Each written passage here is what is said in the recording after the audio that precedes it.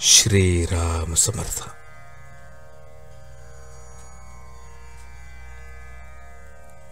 प्रपंचाच्या अपूर्ण गोष्टीत केव्हाही समाधान मिळणार नाही.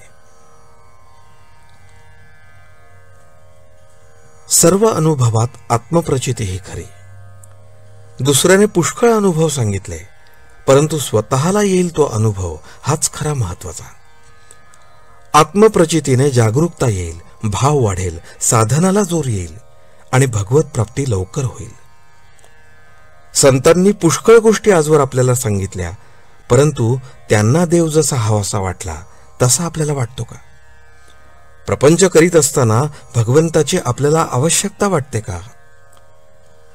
आपण असा विचार करावा की आपण लहानाचे मोठे झालो, विद्या संपादन केली, नोकरी मिळाली, लग्न झाले, मुलेबाळे झाली, घरदार केले, परंतु आपल्याला अजून काहीतरी हवेसे वाटतेच आहे. हे आपले हवे पण केव्हा संपणार?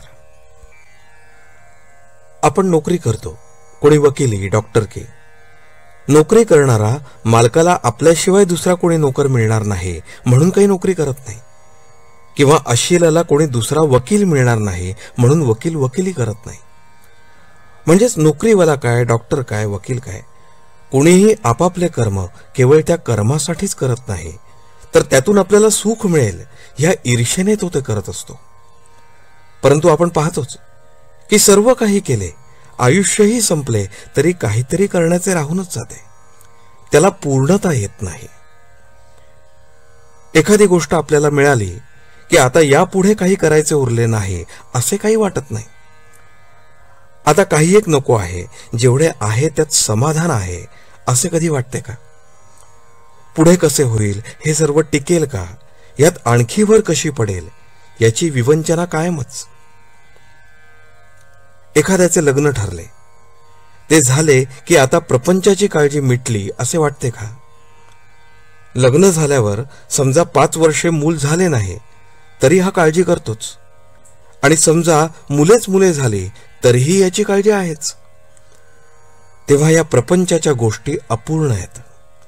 त्यातून समाधान लाभेल हे कसे शक्य आहे? या गोष्टी एकातून एक निर्माण होणार आहेत. ज्या ज्या म्हणून सुखाच्या गोष्टी मानल्या त्या सर्व जरी एकत्र केल्या तरी त्यातून समाधान निर्माण होणार नाही. ज्या गोष्टी अपूर्णच आहेत त्यातून पूर्ण स्वरूप असलेले समाधान कसे लाभेल? समजा एका वेड्याच्या इस्पितळात 200 वेडे आहेत. जर कोणी म्हणाले की आता आणखी 100 वेडे आले की एक शहाणा त्यातून निर्माण होईल, तर हे कधी शक्य आहे का? आजचे बोधवचन. मनुष्याला किती असले म्हणजे पुरे होईल हे ठरलेले नाही.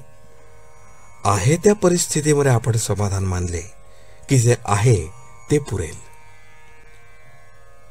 जानकी जीवन स्मरण. जय जय राम.